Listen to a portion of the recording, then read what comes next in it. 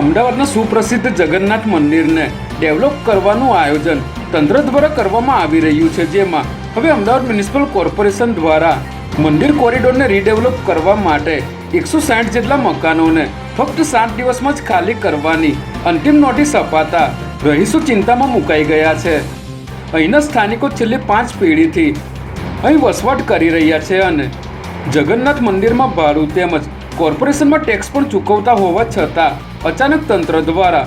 આવી નોટિસો આપવામાં આવી છે, જેની સામે આ લોકો માટે કોઈ વૈકલ્પિક વ્યવસ્થા પણ ઊભી કરવામાં આવી ન હોવાનું જાણવા મળી રહ્યું છે. નહેરુનગર વિસ્તારમાં શાકભાજીના વેપારી પર ફાયરિંગ કરી સરા જાહેર હત્યા નિપજાવી દેવાતા ચકચાર મચી ગઈ છે, જેમાં જૂની અદાવતમાં ગઈકાલે રાત્રિના સમયે 2 શખ્સો માણેકબાગ રોડ પર આવ્યા હતા અને શાકભાજીના વેપારી બદાજી મોદી પર ફાયરિંગ કરીને ફરાર થઈ ગયા હતા, જે બાદ સારવાર દરમિયાન તેમનું મોત નીપજ્યું હતું. ત્યારે ઘટનાના પગલે sector 1 JCP Neeraj Balgujar, zone 7 DCP Shivam Verma, DCP crime Ajit Rajyan સહિતના અધિકારીઓ ઘટના સ્થળે દોડી આવ્યા હતા.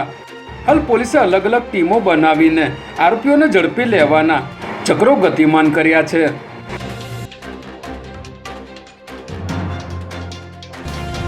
બોપલ નજીક આવેલા ગરોડિયા ગામની સીમમાંથી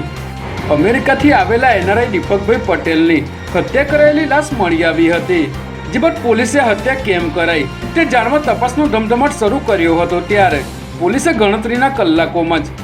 આરોપી ઇન્દ્ર વિજયસિંહ વાઘેલાને ઝડપી લઈ ગુનાનો ભેદ ઉકેલી નાખ્યો છે, જેમાં આરોપી અને મૃતક બંને જમીન દલાલીનું કામ કરતા હતા, પરંતુ 65 લાખ રૂપિયાની લેતી દેતીમાં બંને વચ્ચે ઝઘડો થતા આરોપીએ સિનિયર સિટીઝનને માથામાં પાઇપ મારી દીધી હતી, જેમાં તેમનું મોત થતાં લાશને અવાવરૂ જગ્યાએ નાખી દીધી હતી.